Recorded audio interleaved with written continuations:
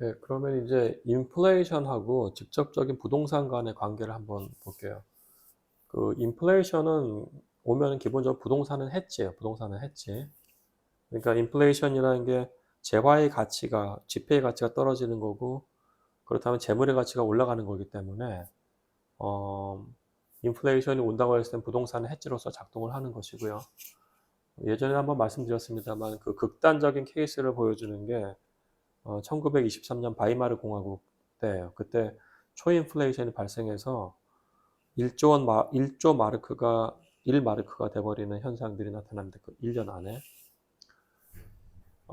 근데 이제 우리가 만약에 이 2023년 이 초인플레이션 전에 누군가가 투자를 한다고 했을 때, 투자를 한다고 했으면 그분은 이제 은행에 예금을 할 수도 있고요. 마르크 기반의 채권을 살 수도 있습니다. 또는 이 뭐 주식 투자나 그 부동산을 구매할 수 있는데, 여러분이 독일 경제를 그때 잠깐 무시해서는 안 되는 것이, 독일이 19세기 후반부터 1차 세계대전 전까지 영국 경제를 압도하기 시작해요. 사실은. 그래서 당시에 독일이 상당한, 유럽 안에서는 거의 최고의 경제 산업 국가라고 보시면 됩니다. 그렇기 때문에 제1차 세전이 끝난 다음에 일부 약간의 리스크를 테이킹하는 그 외국계 투자자들은 마르크 채권을 샀어요. 독일이 언젠가 회복할 거라고 보고. 근데 이런 채권 같은 것들을 외국에 많이 갖고 있다고 할 때 그 국가에서 할 수 있는 전략 중에 하나가 뭐냐면은 이 화폐 가치를 떨어뜨리는 거예요. 화폐 가치를 떨어뜨린다고 하면은 우리가 낼 수 있는 이자 같은 것들이 굉장히 싸지는 효과가 나타나잖아요, 사실. 그래서 그런 부분으로 생각을 많이 했어요. 그래서 실질적으로 그렇게 했고. 근데 이제 1922년에 사실은 독일에서 약간 정치적 이슈가 발생하면서 그때부터 국가가 신뢰를 잃기 시작하면서 마르크가 급락하기 시작합니다.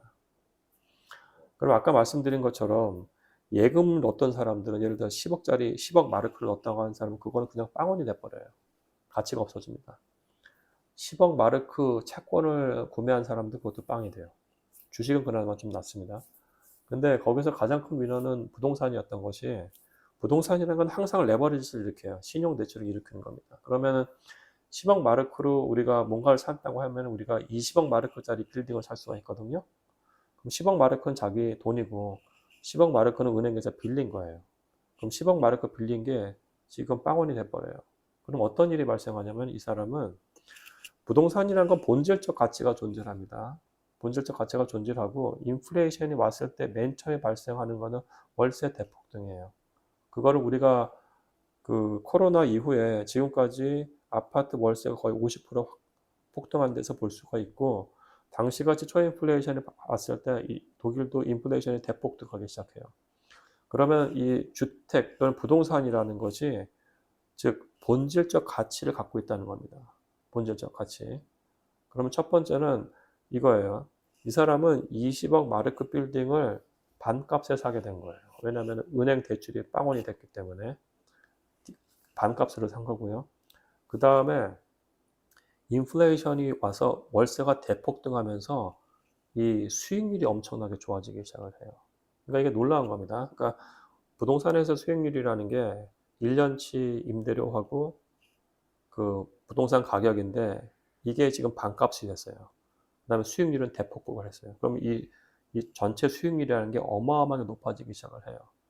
그러면서 결국은 나중에 뭐였냐면은 부동산을 산 사람의 최종 민어가 됐었어요, 그때.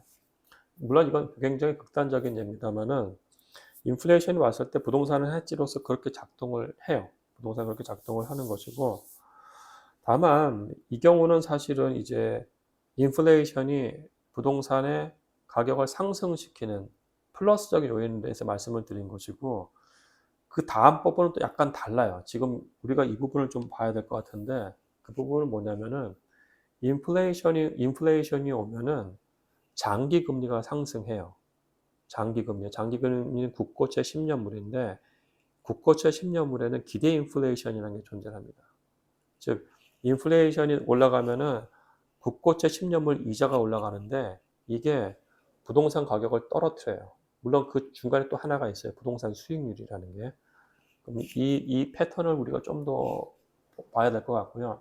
그래서 좀 하나씩 설명을 드리면은 이 10년치 국고채 이자라는 거는 그 안에 다양한 컴포넌트들이 있어요. 요소들이 있는데 첫 번째는 이제 이 실질금리라고 해 가지고 미래의 기준금리가 어떻게 될 거냐가 들어가요.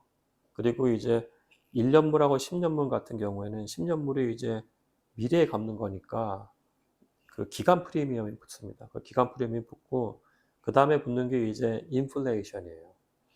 그러면은 우리가 여기서 봤을 때 우리 지금 표에서 보여드린 것처럼 기준금리가 쭉쭉쭉 떨어지면은 사실은 국고채 10년물도 떨어져요. 왜냐하면 사람들이 봤을 때 기준금리가 그 국고채 10년물의 하나의 컴포넌트거든요. 따라서 이게 떨어지면은 국고채 10년물도 떨어지는데 다만 여기서 또 다른 팩터는 뭐냐면은 이거예요. 인플레이션인 거예요. 인플레이션이 온다고 했을 때는 기준금리가 올라가요. 따라서 지금 보시면은 국고채 10년물 이자가 굉장히 빠르게 올라가는 걸 볼 수가 있어요.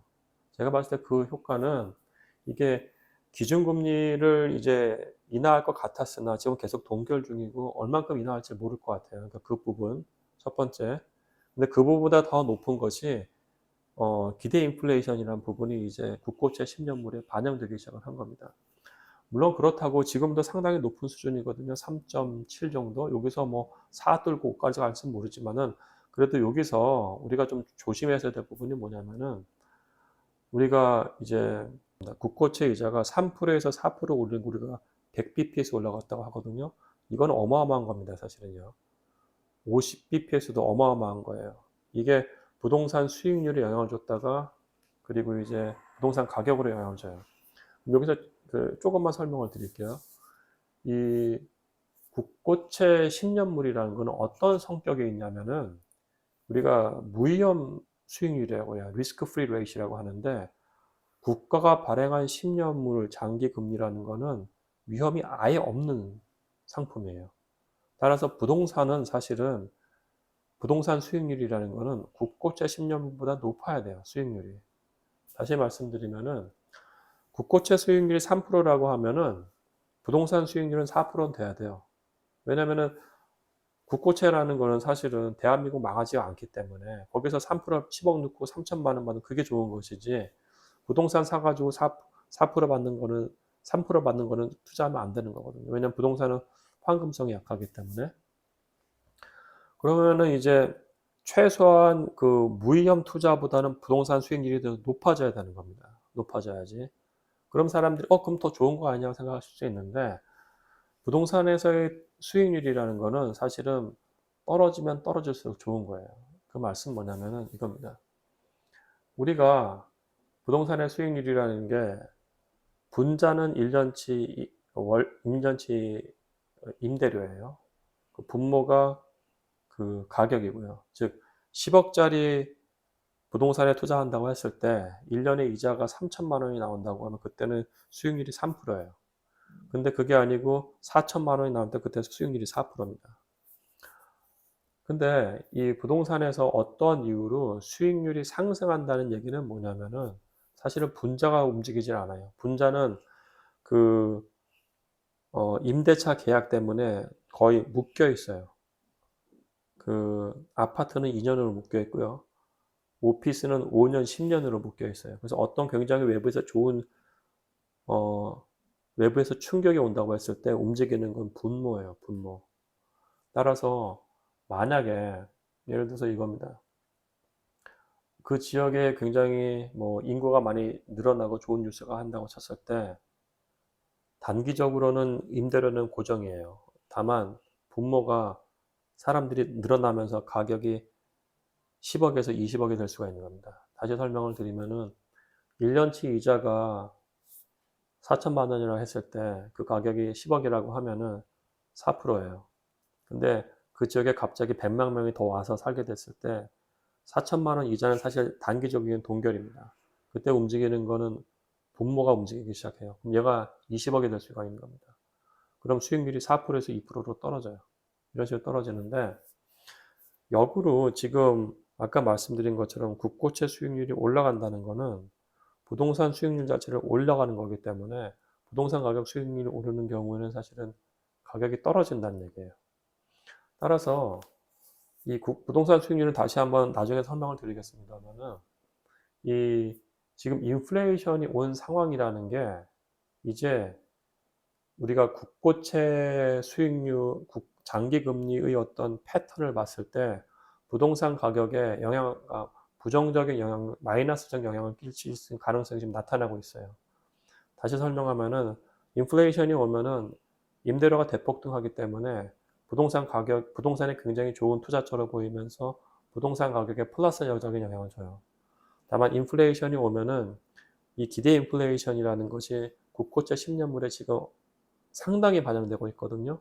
그럼 이 국고채 10년물의 그 상승이라는 거는 부동산 수익률의 상승으로 이어지면서 이게 부동산 가격 하방을 끼칠 가능성이 존재한다는 겁니다. 따라서 지금 부동산 시장이라는 거는 제가 봤을 때는 이제 이 금융시장 이 섹터에서는 이 플러스와 마이너스 요인이 동시에 상존한다. 다만 어떤 게 더 큰 힘을 미칠지는 지금 몰라요. 근데 그 외부적인 부동산적 요인이라는 게 서울 같은 경우에는 지금 공급이 너무 없기 때문에 이게 플러스적인 요인이어서 전반적인 플러스 요인으로 갈 수 있으나 어 만약에 우리가 공급 이슈를 제가 계속 말씀드린 것처럼 분양시장을 거대하게 연다고 해서 이게 풀려 버리면은 그다음에는 이 금융 섹터 안에서 국고채 10년물의 흐름이 좀 더 중요해질 가능성이 높아요. 그래서 결론을 드리면은 지금 상황에서 많이 주시해야 될 부분들은 사실은 이 임대료 상승이 어떻게 진행되고 있느냐의 부분이 첫 번째고요. 두 번째는 이제 국고채 수익률의 흐름 같은 것들이 어떻게 되느냐가 되게 중요할 것 같아요. 그래서 이 두 부분이 누가 더 힘이 세느냐는 사실은 내년 상반기 정도 갔을 때 좀 더 명확하게 나올 것 같아요. 따라서 제가 봤을 때 지금 부동산 시장이라는 거는 이제 불확실성 국면으로 좀 들어가고 있는 상태예요. 다만 그 전제는 거대한 분양 시장이 나온다는 전제 하에.